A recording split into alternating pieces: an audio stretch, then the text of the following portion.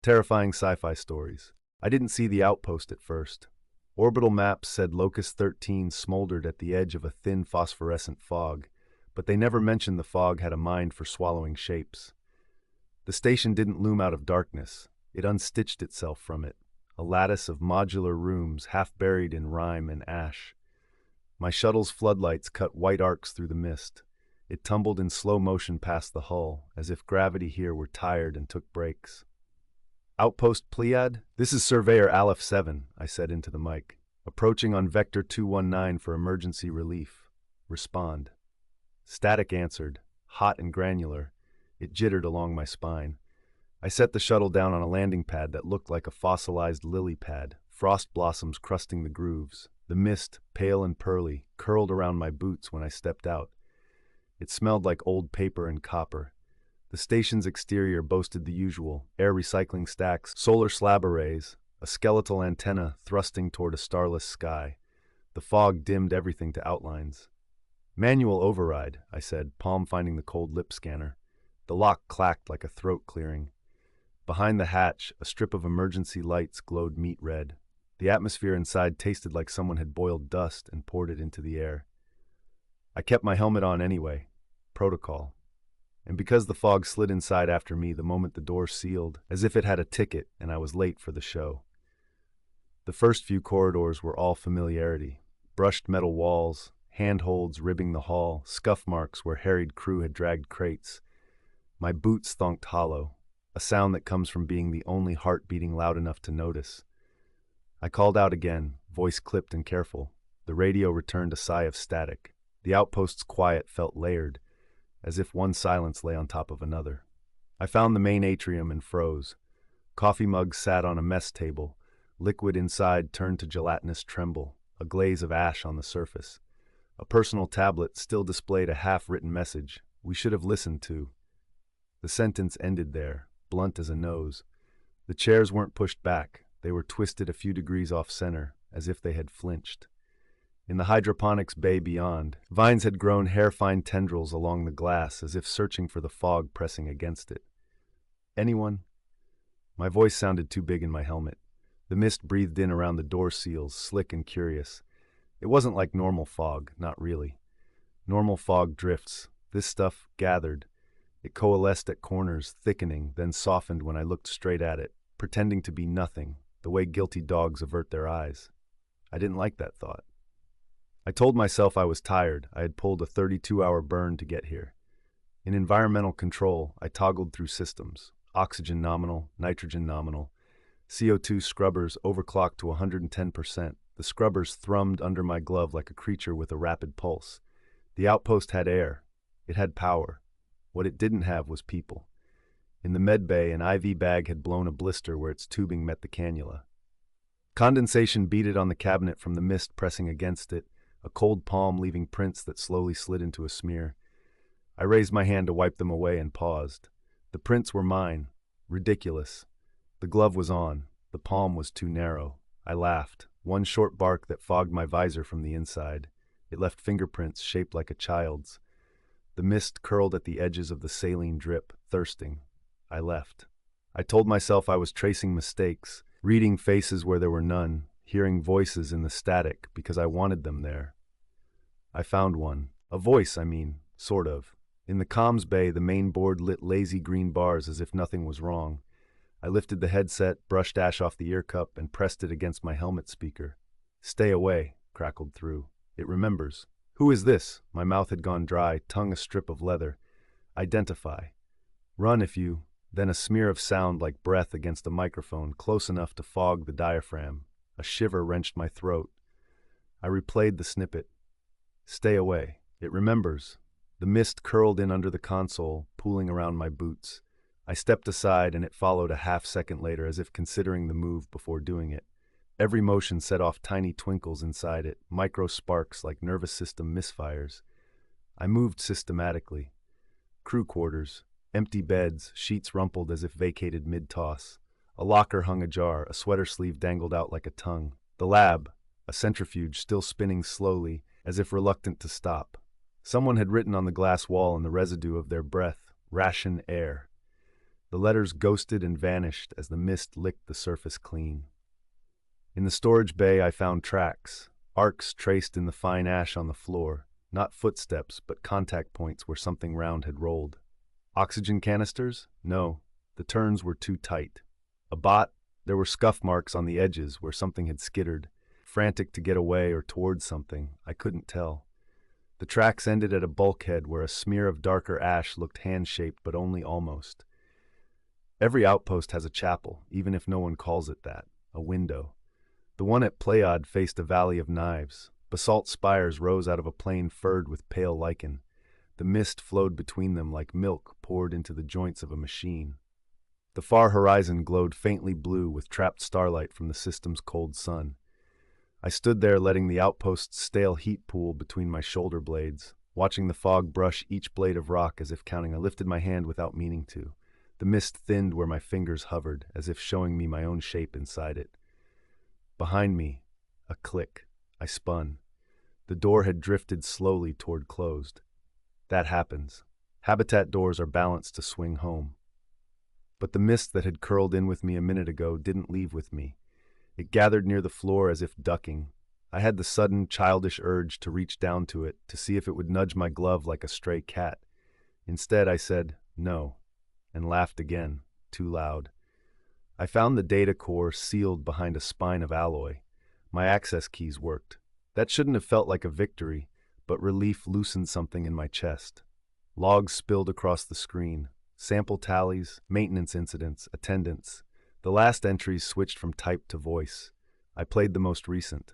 A woman's voice murmured through the speakers. Day 19. The mist has particulate with unknown crystalline structures, reactive to electrical fields. It exhibits... She paused for a long time. I could hear her breathing. It exhibits following behavior. It congregates near heat. It surrounds mouths while we sleep. We wake with frost on our lips. The log chirped another entry a few hours later. Day 20, we thought wind, that it came and went with pressure. It doesn't, it learns, it found the vents. A third, recorded later, was quieter. Day 21, someone whispered my name. Everyone is tallying their dreams. They match. My shoulders crawled. I kept listening, even as the mist tickled my ankles. The woman's last log was little more than a rasp.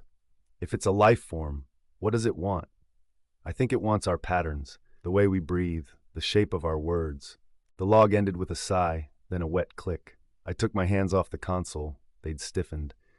Manual purge, I said aloud, because the orders made me feel anchored. Assessment, unknown environmental contaminant. Priority, secure sample and stabilize habitat. The mist pulsed as if pleased. I set about stabilizing. I sealed vents and switched to manual air cycling.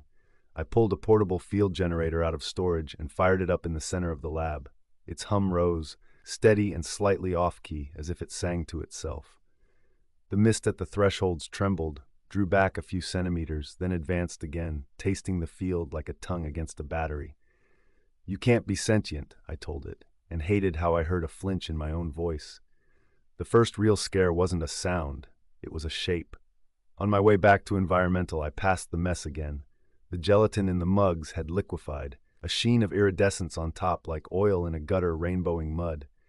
A shadow stretched across the table, but nothing stood between me and the light.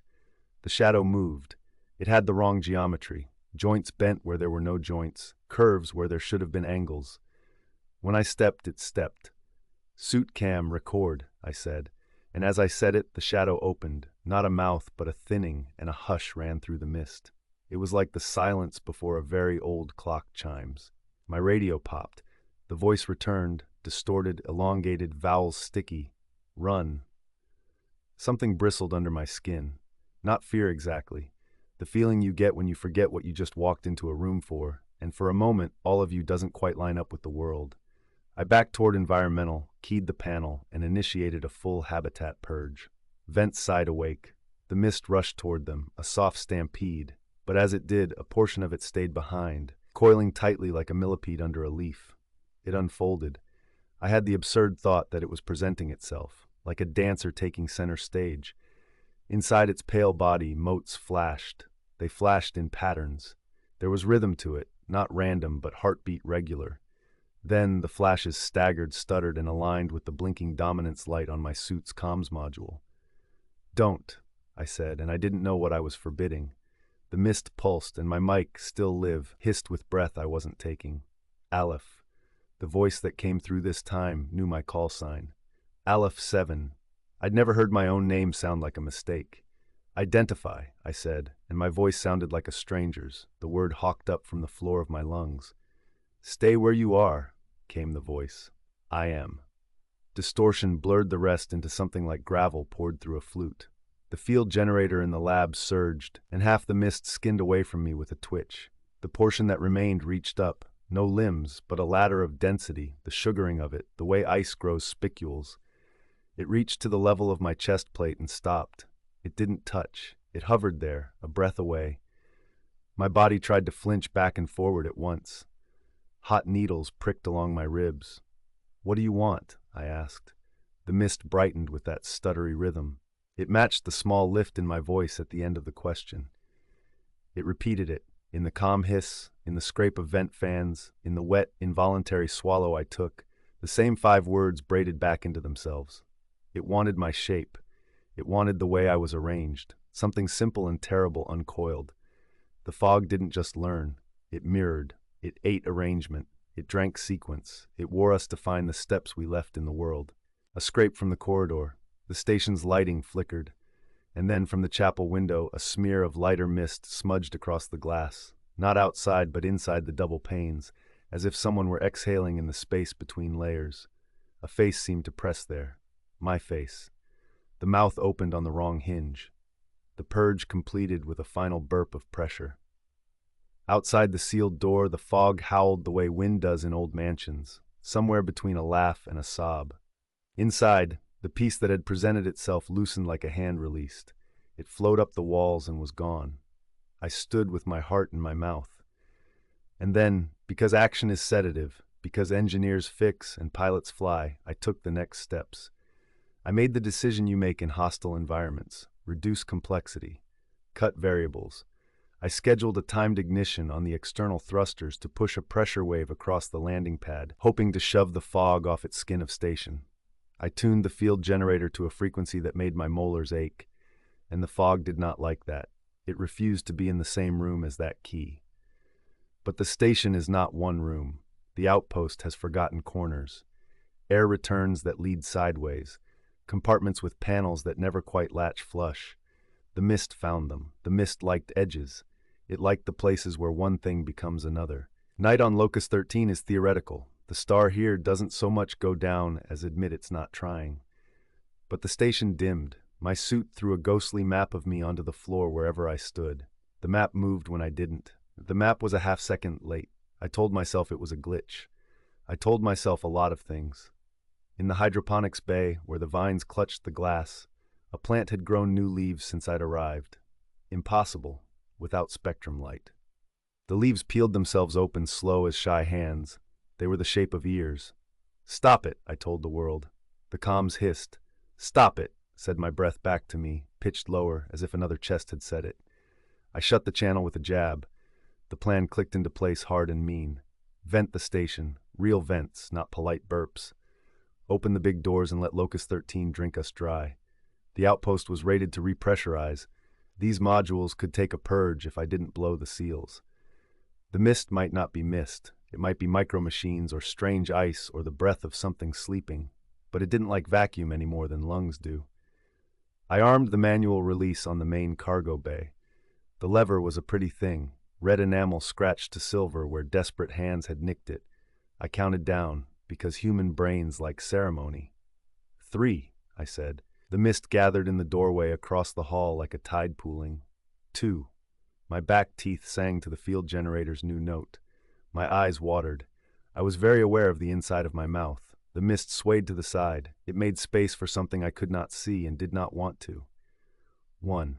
I hauled the lever down. Alarms self-satisfied into the air. Doors cycled. Pressure fled in a rush that grabbed every loose thing by the ribs and yanked. Mist tore across the room, stretched to threads, went to needles. The world went quiet with the vulgar, unfinished quiet of vacuum. I could feel the suit squeeze my limbs, skin crawling tight. The last of the fog unstitched, but not all of it. A filament hung in front of my visor, a string of pearl-bright motes threaded together by nerve. It touched my helmet. Something clicked on in my headphones. No hiss, no static. Just breath. Mine, and not mine. "We did this already," whispered a voice like my voice. I actually shook my head. Hard enough my neck snapped and something bright spattered the edge of my sight. "We purge. It learns the purge." A laugh that tasted like blood. "Aleph, you're a better me this time. Or worse." I slammed the lever back, the bay doors shoved closed. The suit bit air like a drowning man finds a pocket under a flipped boat. I coughed, and it was the most beautiful sound I had ever heard. The filament lay against the glass like a hair. It pulsed. Not random, not heartbeat this time. Code, echoes of the field generator's frequencies mixed with syllables. The pattern spelled out time. It showed me a timetable of my own decisions, just a half step ahead. The twist wasn't that the mist was sentient. It was worse and simpler. The mist was memory. Not ours, the planet's. It was a medium that recorded and replayed arrangements. Winds, the fall of snowdrifts, the scuttle of microfauna. And now us. The outpost had taught it. We had taught it what a person was, how a person arranges sound, risk, habit. It had replayed us in the rooms until we missed stairs we'd already climbed. "It's not learning, it's rehearsing," I said, and felt something loosen like a knot coming free. The filament brightened, and I could swear I felt a smile in my own cheeks. My cheeks tightened without permission. "Okay," I said to myself, to the thing. One more rehearsal, then the live show. I turned the field generator up until the station screamed. I sealed every door except the chapel. I closed every vent except the tiny maintenance grills only a fumes-thin stream could run. I waited until the mist gathered in the chapel window, hungry for the shape of me looking out at knives in the blue glow.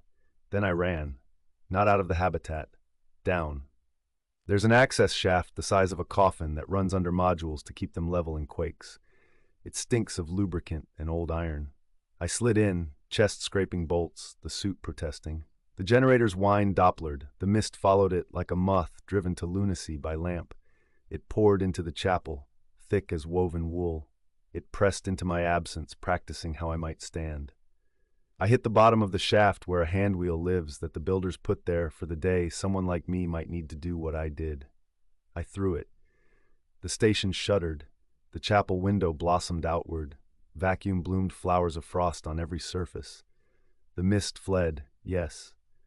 But more than that, the mist carried with it the shape of me running, the rhythm of my breath, and it raced out into the blue horizon, rehearsing escape across 1,000 knives. I lay at the bottom of the shaft until the suit assured me the pressure was holding. The outpost moaned the way ships moan when strains travel through them like whale song. I crawled out, shaking and grinning and weeping in equal parts. I walked, slow and deliberate, to the chapel. The window was a wound rimmed in ice teeth. The valley outside glittered like a broken chandelier. The mist was gone. Not all of it. A smear of condensation traced a loop on the inside of my visor, a muscle memory my hands didn't make. It drew the first letter of my name and stopped, as if it had decided halfway through to keep the rest a secret. I lifted my glove to wipe it away and paused. I didn't. I think I might have. The station made a tiny noise behind me, the sound of something settling into a place it had always meant to be. My radio clicked with a breath I knew better than any other. Silence came and sat down by my side like a dog. I watched the horizon until the blue glow admitted its source and the sky decided what shade of dark it should be. At 0500 I made my report. Outpost Pleiad compromised by environmental anomaly. No survivors, structure stable. I swallowed. Recommend quarantine. Copy, said Control, tinny and far. And Control, I added. My voice didn't shake. It was very even. The kind of voice one learns by practicing it over bad news and burned hands. Tell the next Aleph to come alone. Tell them to leave the radios cold. Tell them not to say their name out loud. A long pause. Repeat Aleph 7. Never mind, I said and laughed, and the sound came back through my mic a half-second slow, as if someone else found it funny too. Just hurry. I didn't notice the moon until the second night. We'd arrived at Kepler 186f's dark twin, a rogue planet sluicing through interstellar night like a stone through black water, expecting nothing more than geology, neutrino readings, and a catalog of inert ice. The survey station, Tillinghast, was a torus of recycled air and humming bearings, slung into a skim orbit by the tug's last sigh of fuel. We were four: Carrillo on navigation, Baines on geology, Omi in life support, and me, L, maintenance and anomaly mitigation, which is how the ship's manifest described what everyone else called, "You fix the creepy stuff." On night one, the arbitrary night of a ship that runs on a 26-hour watch, I stepped to the viewport to look at the unlit planet below us. It was a bruise against deeper black, its atmosphere a sluggish simmer of infrared when seen through the station's filters. No star, no sunrise, just wind, rock, and our little ring clawed into a decaying path around a mass that didn't care we existed. On night two, a pearl hung beside it, small, too perfect. I wiped my sleeve across the glass because I could see Baines's fingerprints smeared from the day shift. The pearl didn't move. It shouldn't have been there. Rogue worlds can have moons, sure, but we had modeled this one down to the fractional variations in its gravity well. No moon, none. "Carrillo," I said over the loop, "tell me you're seeing a new natural satellite." He didn't answer for a breath long enough that I wondered if my mic had cut out. Then he said, tightly, "Telemetry shows an object with mass comparable to 26 million metric tons." "That's not a moon," Omi put in. "That's a yacht." "Relax," Baines said with his chew and grin voice, probably still working through protein rations. "Maybe we woke it up. Tidal capture. Science, baby." But science didn't make the pearl look smooth in a way that was not geology. It looked deliberate, like a polished seed you'd worry with your thumb until it warmed and pulsed. That was the first small wrongness. The second was the sound. It came first as a tick, a fingernail on the back of my skull. That sensation when a hair brushes your ear, nothing there when you swipe, but a current of awareness follows. The ship has 1,000 tiny noises, and you know them the way you know your own heartbeat. Bearings, fans, pumps, the gas lifter's slow cough. This was new, wet almost, like something imagining the sound of water and getting it wrong. I ran a panel diagnostic, all green. I went to the duct because I always go to the duct. The duct is a spine of thin air grills the crew forget exist until frost clings to them. I knelt, pulled the grate, and leaned in. The ship's breath slid across my face, faintly metallic from the coil filters Omi had swapped the previous watch. The sound was louder inside, still soft but closer, chewing on fabric. I followed it hand over hand into the crawl space until I reached the T-junction over Section C. The noise stopped. I held my breath to hear it better and heard my heartbeat in my teeth. "Anyone doing unscheduled maintenance in C?" I asked. "I hear something." "Negative," Omi said. "I'm in hydroponics." "Bridge only," Carrillo added. "Hey, L, that moon's moving." I backed out, leaving a line of my sweat spattered in the dust like a snail track. At the viewport again, I watched the pearl, not moving in a moon's patient arc but adjusting. It throbbed a millimeter closer, as if trying to match our speed, and there was a smear between it and the planet, a faint tendril like fog. "That's plasma," Baines said. No, I don't know." By night 3, it had a name, the Parasite. Baines said it like a joke because jokes make things smaller. Omi didn't laugh. They wore a stiff worry the way some people wear a coat, buttoned tight enough to keep the cold out but not enough to let them breathe. We were professionals, and the thing about professionals is that the routine keeps the dread from building pressure. We kept routines: coil checks, sample drops, orbital adjustment burns. I replaced a bearing in the ring's lower section and found a smear of something on the floor grating. Not oil. The ship's oils are pale as old honey. This was gray, glossy in shiplight, and when my glove touched it, it pulled away in a thread that snapped and fell back like snot. "Please tell me that's sealant from your toolbox," Omi said over my shoulder. "Then we're carrying biological sealant now." They leaned closer. They didn't touch it. Omi never touched, not without a glove or a probe, and I admired that in a world of people who would put their tongues on a 9-volt battery just to be sure it hurt. Collect a sample. By the time I had a vial, the smear had gone matte and flaked when I tried to scrape it. It smelled faintly of cold. I know that doesn't make sense. Some things do. We logged it. We went on. Night 4, I woke to the sound of Baines humming in the galley. He always hummed, a weird old lullaby he claimed was Peruvian, but I suspected he made up. I drifted down the corridor half asleep and found the galley empty. The humming stopped, and the air trembled against my skin, as if something had passed me and been careful not to touch. I shivered so hard I spilled my water. I heard a whisper, not words, just a current of vowels, rippling through the duct. I climbed into the crawl space. It was cooler than it should have been, rime chasing the edges of the metal like frost, searching for a throat. The whisper moved away from me, no matter which branch I chose, like it was staying at the very edge of my hearing. I was out of the duct and halfway to the bridge before I realized what was wrong. My reflection in the porthole glass lagged half a heartbeat. I stopped. I lifted my hand. The reflection hesitated, then caught up, the way a video lags when the buffer runs thin. I reached in without thinking and touched the glass. It was warmer than the air. I didn't like that because the station is mostly very good at making every surface equally tepid. The glass shuddered under my fingers. For a second, it was not glass but something that remembered glass and was learning how to be it. "Carrillo?" I said, not looking away. "Are you watching the Parasite?" "Not just watching," he said. "It's doing something with our orbit. There's a tide. Never seen anything like it. The math looks like a hand on the curve. Can it touch the ship? It's 80 kilometers out." He sounded like that meant anything. Night 5, Baines didn't hum because he didn't show up for his shift. We found his boots in the airlock vestibule, toes toward the hatch. There was a smear of gray near the seam, matte and flaking. "He wasn't on EVA. His suit's hanging," I said, because saying facts out loud makes them sit in the room like furniture you can walk around. "The lock registers a cycle at 350, Carrillo said, voice thin. "And outside? Outside there's nothing." We looked. We watched the playback. The outer hatch unsealed, open to the black. Air braided itself into frost, ripped away. The camera saw nothing pass through. After 30 seconds it shut again. Baines didn't appear. His boots didn't move. They were not the kind of boots you could step out of without hands. We searched until we had to admit we were only moving through the ship to stay in motion. I went looking for the sound. It was everywhere now, a soft, wrong wetness like rain behind a wall. In the hydroponics bay, Omi had a line of gray flakes under the blueberry vines like a trail left by a mouse made of ash. "It ate the mylar," they whispered. "It's following moisture." "It," I said, though I knew what it was. The parasite did not want to be just a pearl in a window. It was learning the shape of the Tillinghast. It was inventing us as corridors inside itself.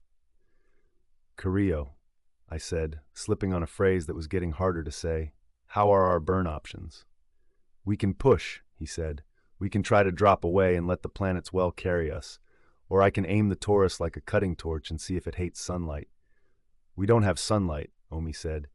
"We have the antimatter feed. It makes light." I felt the lag in my hands again, fingers catching up to where I thought they were. Then we torch. We went to stations. The station hummed in a way it shouldn't when you set a burn that's not quite in the design doc. It thrummed through my chest, a second heartbeat to argue with the first. The pearl moved. It slid like oil, kept pace, opened. I have to call it that word because all the human words I have are wrong. It opened. Not like a flower. It had no petals. Not like a mouth. It had no lips. It opened like a command line does when you realize it's been waiting for input all along. Threads came out. They weren't visible until ship light hit them, and then they were only a suggestion. Little halos of frost forming along their lengths where they brushed the field of our thin life. One touched a panel, and the panel dewed over with gray flakes that rolled like skin. Another ran along the duct. The sound in the walls found harmony with the burn, and for a second all the air in the Tillinghast vibrated at once. "That's not plasma," Omi said, very calm. "It's condensed atmosphere adhering to what? To a surface that isn't any. Close the vents." I did. I closed everything. The station sighed. The threads found the seams and waited, tapping like fingers on a table. After a long minute, they withdrew. The burn kept rumbling. Carrillo whooped softly, a relief noise.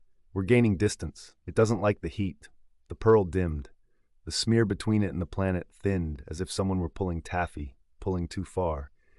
We burned until the heat indices told us if we burned more, we'd be part of the planet in a very final way.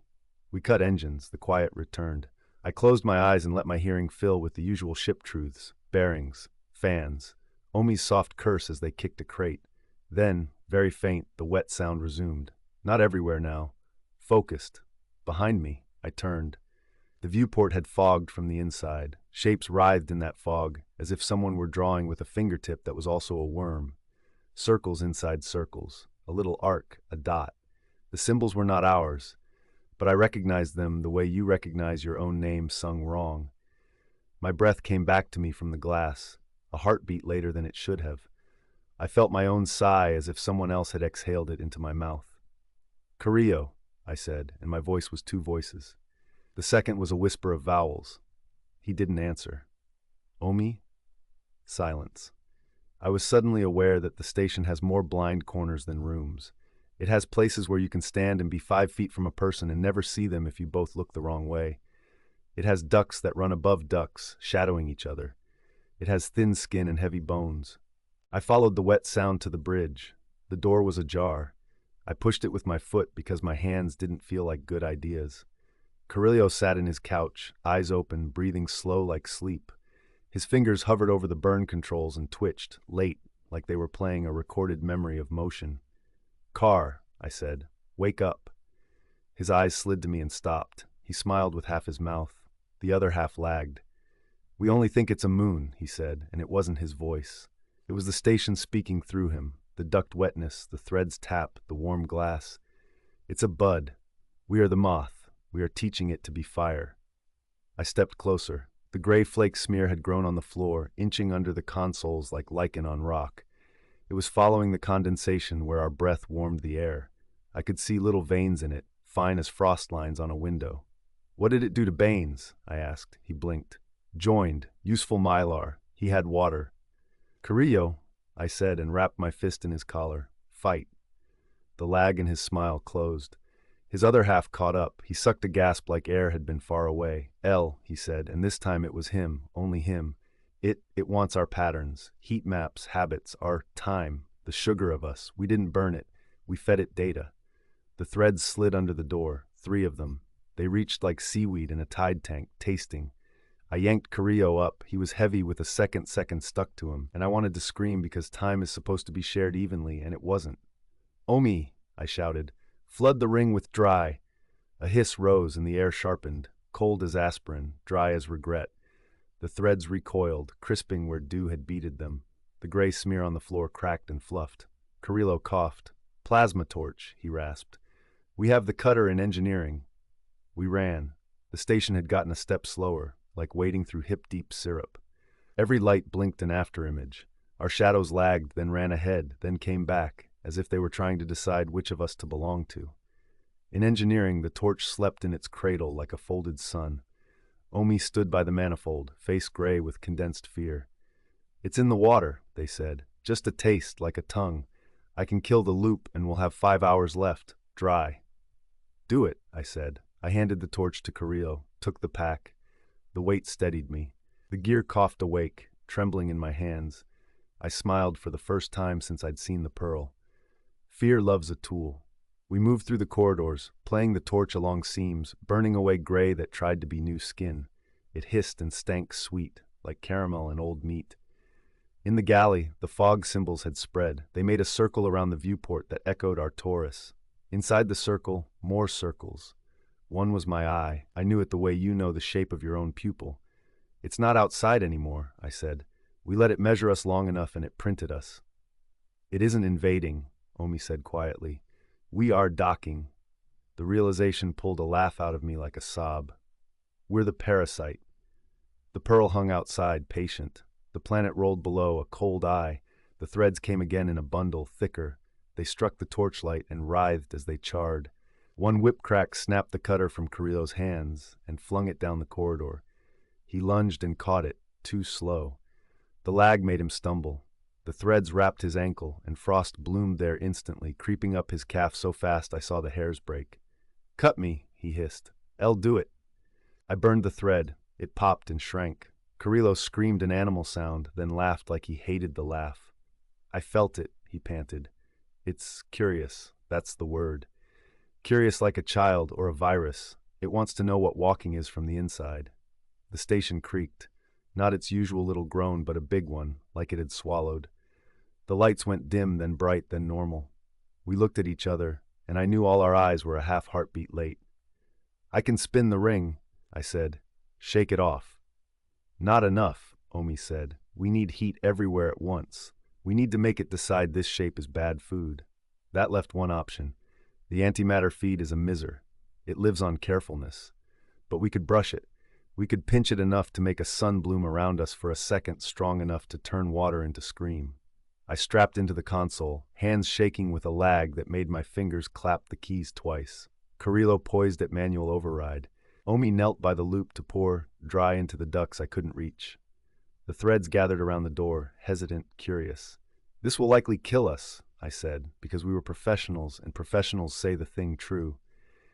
"It might kill just the parts of us it's borrowed," Omi said. Carrillo grinned without lag. "That's the same thing."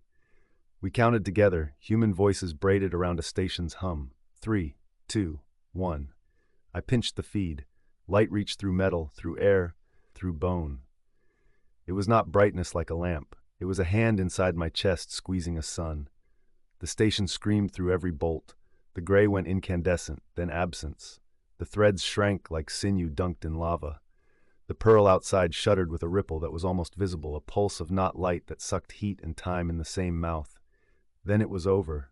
Dark returned like a mercy, the hum of fans, a bearing's tiny whine, the smell of burned sugar meat. We lay panting, waiting for the lag to catch us. It didn't. "Omi?" I whispered. They sat back on their heels and sobbed like it was suddenly allowed. "Water loop's clean, the duct's clean, the viewport's glass." We went to look. The galley window had no symbols. Its surface was the correct dullness of a ship that keeps its temperature timid. Outside, the pearl had moved away, not fleeing, retreating. A polite ghost leaving a room when the living have to dress. "It learned," Carrillo said hoarsely. "We taught it heat, we taught it no." "Will it come back?" I asked. "Probably," Omi said. "Curiosity isn't a choice, it's a hunger." We sat on the floor, backs to metal, watching the pearl shrink until it was dust. We logged a lot after that. Samples burned to nothing, water loop clean, orbit stable if bruised. We wrote sentences with all the correct formal words. Anomalous satellite, biomimetic tendrils, thermal repulsion. We said what we did and what we would do if anyone found our file in a database with a too-wide smile. Night 6, I went to the viewport alone. The planet below was still a bruise. My reflection lifted its hand when I did, with no lag. I thanked it out loud because gratitude is a superstition that keeps your hands steady. Somewhere beyond sight, the parasite learned new shapes from another emptiness. We had cut our way free. We had taught it pain. Maybe that was a sin. Maybe it was mercy. Maybe it was the only way to say, "We are not yours yet." I leaned my head to the glass. It was cool, correctly cool. The ship breathed around me, fans, bearings, my heartbeat in my ears, the only wet sound allowed. Behind that, very faint, there was another pulse. It did not come from the ducts or the window or the metal. It came from inside my mouth, in the bones of my ear, in the place where your own name lives. It was slow, patient, curious. I let my breath fog the glass. On the clouded surface a circle formed, a perfect pearl, and then nothing. Just the ghost of a shape the way a dream leaves a taste. "We should leave this orbit as soon as burn permits," I wrote in the log the next morning. "We should recommend quarantine of this world, a perimeter of empty space around its path like a moat around an idea. We should do these sensible things because sensible things are what keep a station in one piece and blood inside bodies." But as I keyed the entry, my fingers stuttered once, a hiccup of motion, too quick to blame. I stared down at my hands until I recognized them again.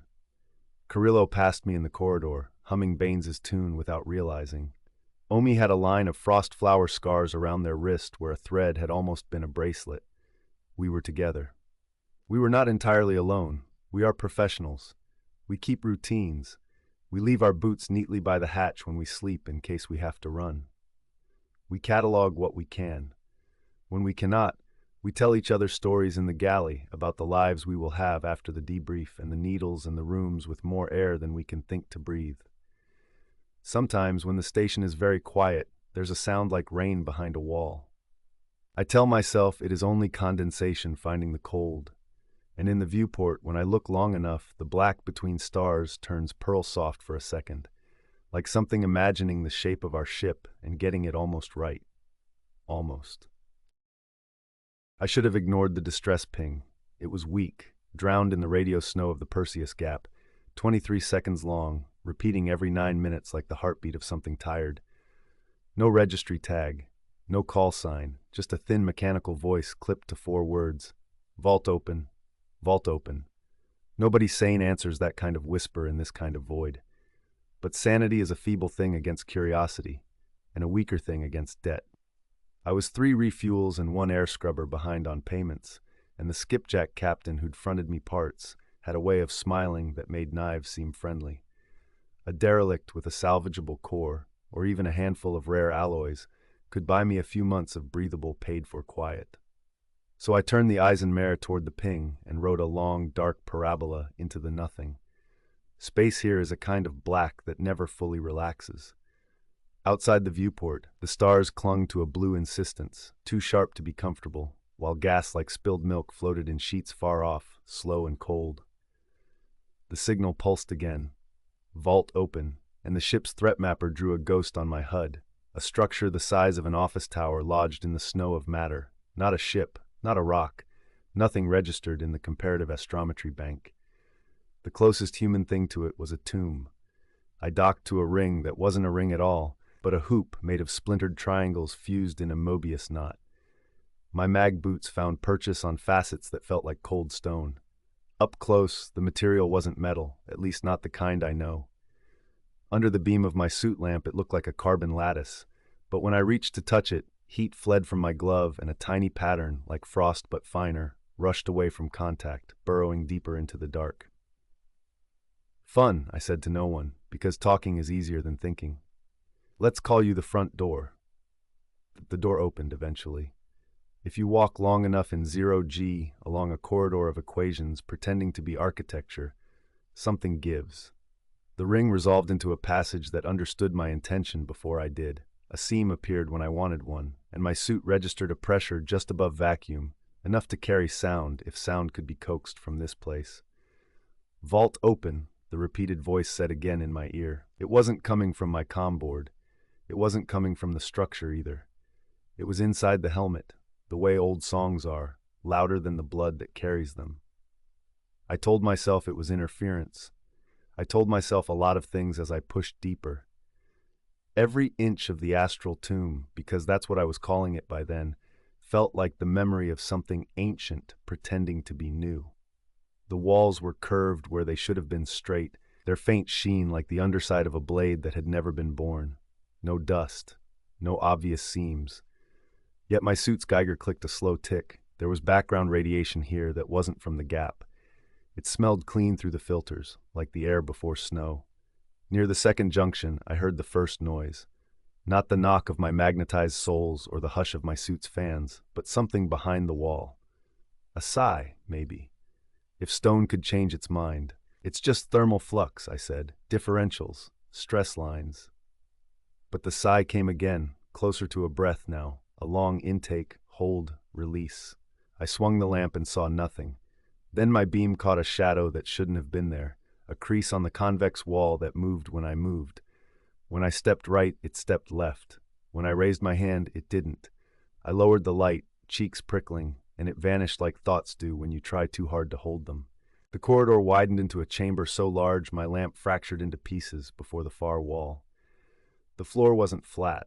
It lifted and fell like a frozen sea, and embedded in its wave were slabs, markers, each the size of a coffin. The design had a human cruelty, right angles, crisp edges, a geometry of decisions. I approached the nearest slab and the suit translated a whisper that wasn't in any language I knew, cataloged.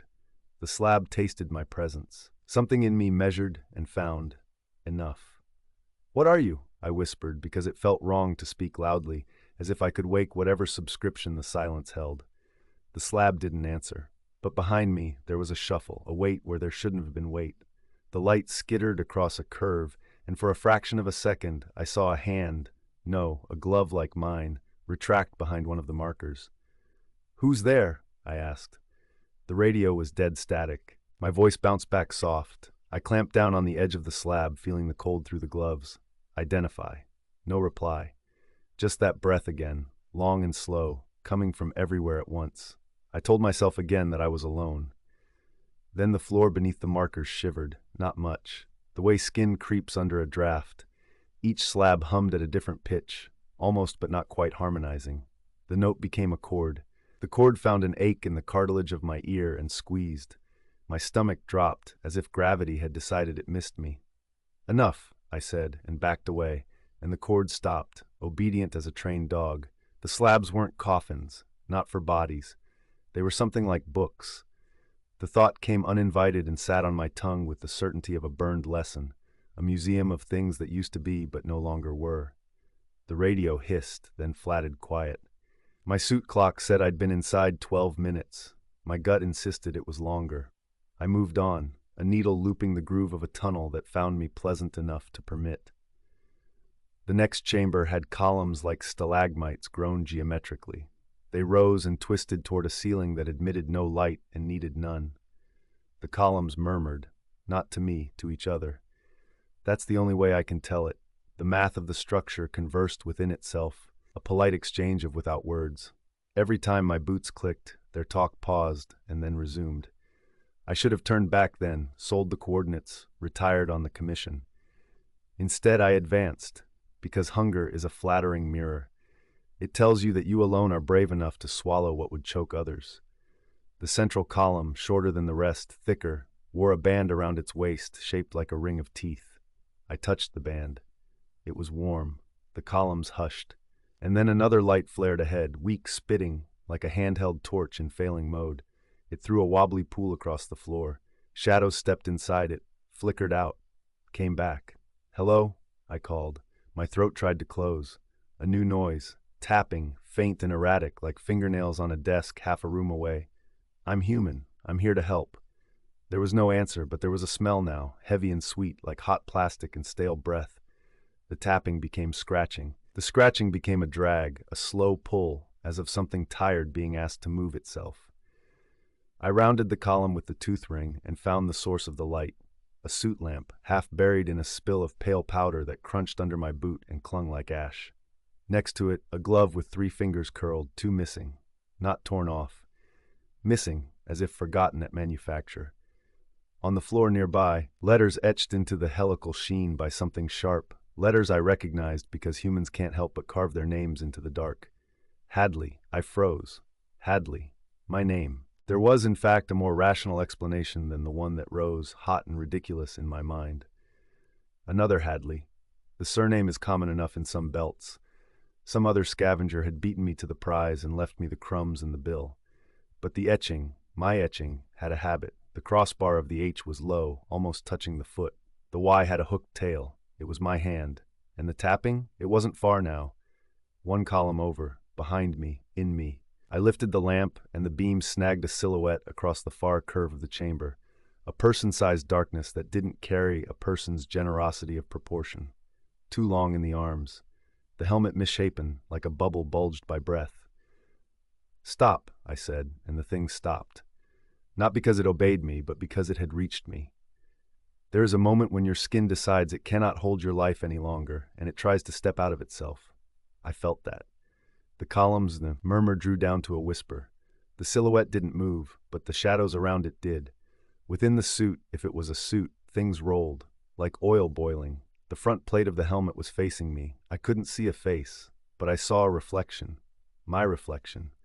It raised an arm in the soft floating gravity, and I watched my own arm rise a half-second later. It was me then, or a copy, or a rehearsal space for the idea of me. In the reflection, my lamp winked like a second star. The glove with 3 fingers curled.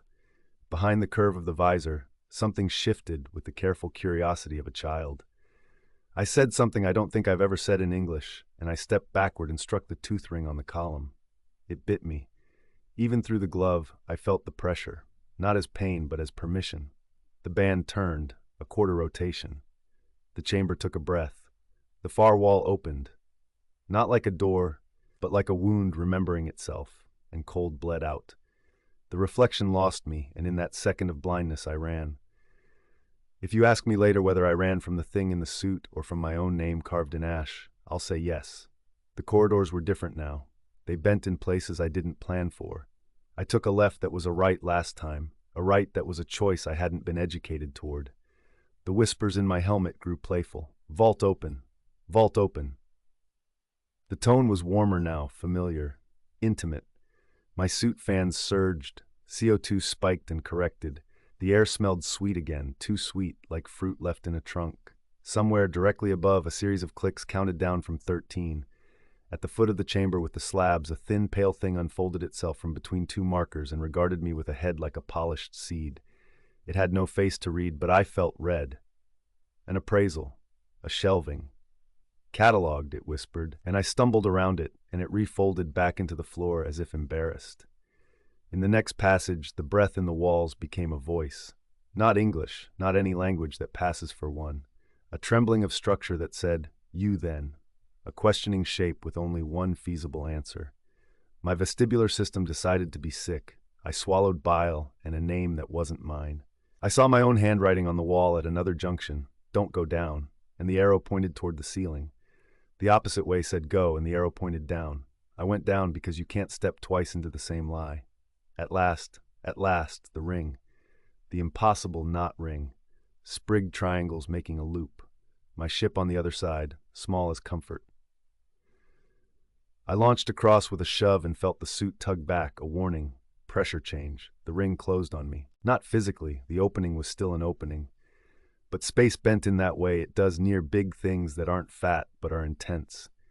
I pushed harder and reached the lip, and the lip became a plane, and the plane became a film, and the film became a question, and I didn't have the answer, and so I bounced backward into myself. The columns had followed. Not the columns, their voices. A choir without throats. I floated, turning slow, and found that I wasn't alone after all. A shape drifted near, arms too long, helmet too round.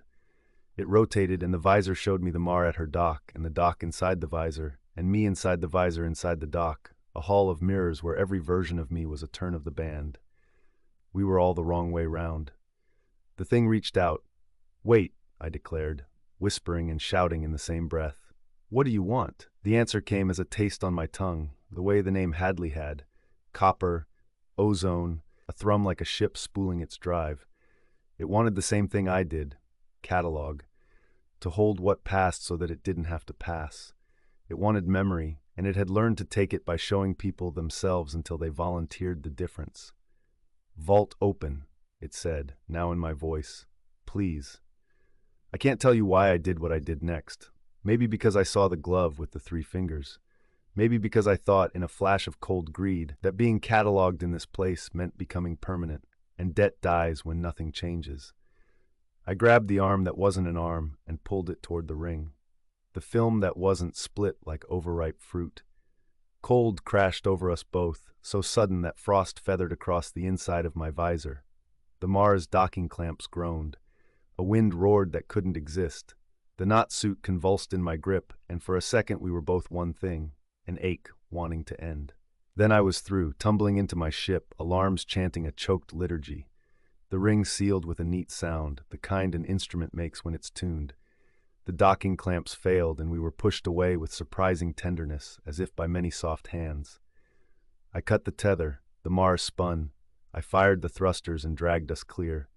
The tomb dwindled into a geometry that didn't want to be seen, and then into a collection of wrong stars. The ping in my ear, the one that had pulled me in, looped one last time. Vault open. Not a request, an obituary. I sat very still in the pilot's chair and watched frost melt off the inside of the glass. My breath came in tiny white ghosts. The Geiger's tick relaxed. I wanted to laugh. I wanted to cry. The fans hummed and then fell into a rhythm I had heard before. A long intake, hold, release. I turned slowly and looked at the suit glove where it lay on the floor by my boot. 3 fingers curled, 2 missing. The name etched into the helical sheen of the glove's palm flashed where the onboard lights reflected. Hadley, with the low crossbar on the H and the hooked tail on the Y. I didn't bring that glove aboard.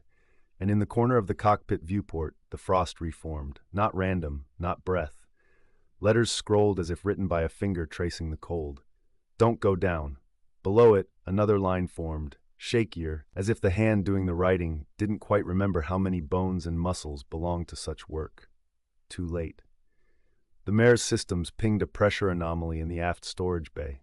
I grabbed a torque rod, because superstition demands you face the unknown with a tool in your hand, and floated down the corridor. The light strips flickered the way cheap memories do. Off, on, blazing, dim. The bay door stood halfway open, not because I'd left it that way, but because something had used the gap as a mouth. "Hello," I said softly. The word came back a stranger. Inside, crates were stacked as I'd left them, neatly square, labeled for a future that might now be shorter than planned. One crate in the corner had a rim of frost tracing its lid. I approached and lay my glove on the ice. It pulsed under my hand. Not heat, not cold. A beat. The same long intake hold-release I'd heard in the corridor, in the chamber, in the tomb. I lifted the lid. Emptiness. A clean, polished emptiness that reflected more of me than there should have been to reflect. Deeper than the dimensions allowed. I stared into it and it stared back, and for an instant my face wasn't my face. It was smoother, less used, younger, then older, then something else, something with no time at all, a face that hadn't needed a face and had borrowed mine as a courtesy. I closed the lid very carefully. The mare creaked around me. Metal expands in warmth, contracts in cold. It also complains when it has a guest. From the back of my skull to the underside of my fingernails, a pressure built like the promise of weather. The whisper came again, the one that had called me across light years and then added my voice to its chorus. "Vault open." "No," I said, and my own voice sounded like a recording already. Not anymore. I don't know if the tomb heard me. I don't know if hearing is what it does. But as I set a course away from the Perseus Gap, the ping thinned and fell. The stars on the navigational pane repositioned themselves gently. The mare's breath, my breath, evened out. In the days after, small things shifted. The torque rod, left by the airlock, appeared in the galley. The galley spoon showed up in the med kit. I'd enter a room and find the light already on. I'd turn a corner and feel sure someone had just turned another, a half second ahead of me. On the second night, I woke because someone was tapping their nails on the underside of the pilot's chair. I floated there in the dark, 5 centimeters above my cushion, and listened to the count. 13, 12, 11, all the way down to 1. Then the slow, long breath again. On the third day, I carved "Don't Go Down" into the inner door of the airlock, not because I planned on returning to the tomb, but because it made me feel like I had made a choice once and could make one again. The letters look like mine. They are mine. The crossbar is low. The Y hooks. When I finish the line, the frost on the viewport spells "too late" in a hand that has been learning. Maybe the Astral Tomb isn't a place. Maybe it's a habit the universe has, a way of keeping what it loves by teaching it how not to leave. Maybe it found me long before I found it, and all my debts were just steps in a choreography of going down. I've changed the loop on the distress channel. If you pass near the gap and you're hungry and the void looks friendly enough to throw a stone at, you'll hear it. My voice now, cracked but steady, saying, "Do not respond. Coordinates unavailable. Debris field. Keep moving." A reasonable lie. An act of kindness. When I dream, I'm back in the chamber, my gloved hand on the warm tooth ring, feeling it turn as if it's turning a key in the lock of my mouth. In the dream, the slabs sing their almost harmony. The columns murmur without words. The suit across from me lifts its long arm and I see my reflection in its visor. 1,000 Hadleys nested inside each other, each holding a different tool. One of them smiles. One of them opens something. One of them says "vault open" like a prayer. I try to choose which of them is me. I fail, and wake to the mare breathing slow, learning. If this is a haunting, it's a polite one. If it's an infection, it's patient. If it's a catalog, I suppose I'm on a shelf now, spine out, my name in a script I don't yet know how to read. I tell myself I'll be fine. I tell myself that curiosity is how we move forward, and that not all debts are paid in coin. At quiet hours, when the stars sharpen and the Perseus Gap lies 2 days behind, I sit with my helmet in my lap and trace the scratches near the visor where the frost once etched, "Don't go down." The letters fit my glove too well to be anyone else's. Some nights I say the other words aloud because it's hard not to, because the shape of them fits the mouth like a creed. Vault open. The Mar breathes back. and the universe, patient and vast, waits to see if I will answer myself.